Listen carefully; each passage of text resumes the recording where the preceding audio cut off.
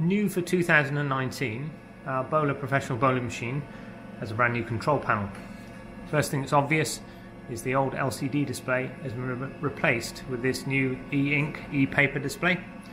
It's high resolution, and that allows us to display a lot more information, and because the machine will do more things, that's a very useful update. First things first, the original control panel was pretty good in some respects, so retained a lot of the features that it had. So initially you can control the speed up and down just like the old machine, and then we have bias on these two here, left and right. We have a visual display with the arrow one way or the other, tells you which way the ball will swing.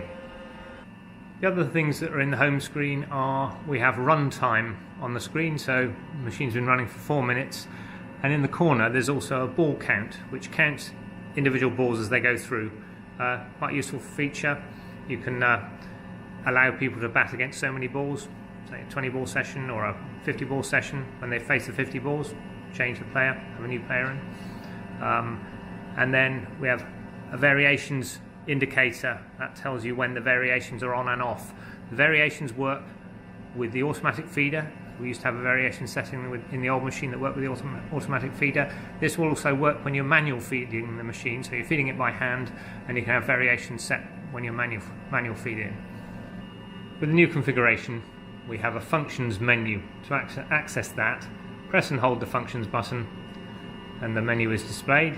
So this is the main menu. So if we start at the top, automatic feeder, if you select that, that runs you through the available options with the automatic feeder. First you set the delay between balls, and then it has a beeper on and off. You can turn that if you want to operate in silent mode, and then you can enable and disable the remote, and then that's set. If the feeder is plugged in, the machine detects it, and you're off and running with a feeder. With the remote, to manually operate the feeder, you just press the function button twice and it starts the feed. Second option on the menu is variation. So if you select variation, again you get led through by pressing the function button what options are available for the variations. So first we turn them on, and then you select whether you've got a left-handed or right-handed batsman, because the variations are different. They're offset one side to the other for the left and right-handers.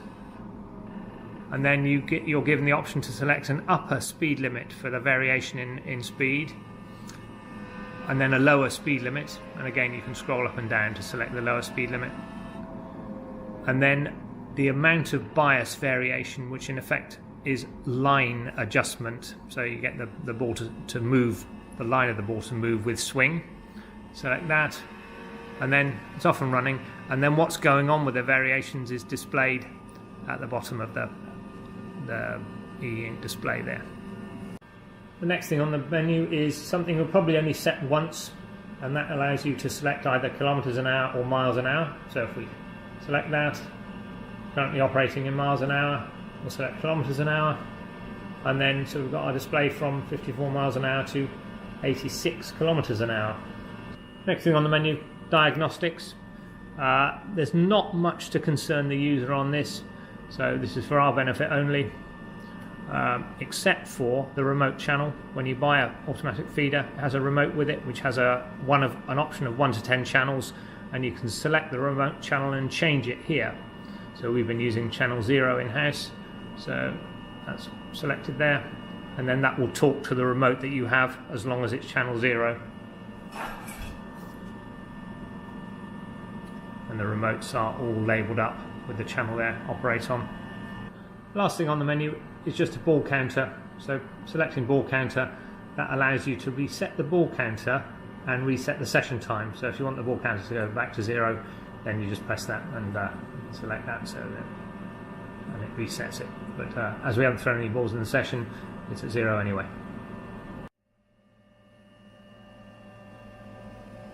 The other update for 2019 is we've made a new electronic configuration for the automatic feeder. So first thing to notice is it uses a different connector, so that the new feeder won't fit the old machine, and a new machine won't take an old feeder. The other update for the feeder is we're now using a 4-button remote. So we've got 4 available options. The first one switches the continuous feed on and off. So you can see that we have a traffic light system that indicates when the ball is being released, a bleep at the start of the sequence, and then press the button, turns it off again. The second button is a single shot. So you press the button once, throws just one ball. Press it again, throws another ball. Again, you get the bleep at the start of the sequence.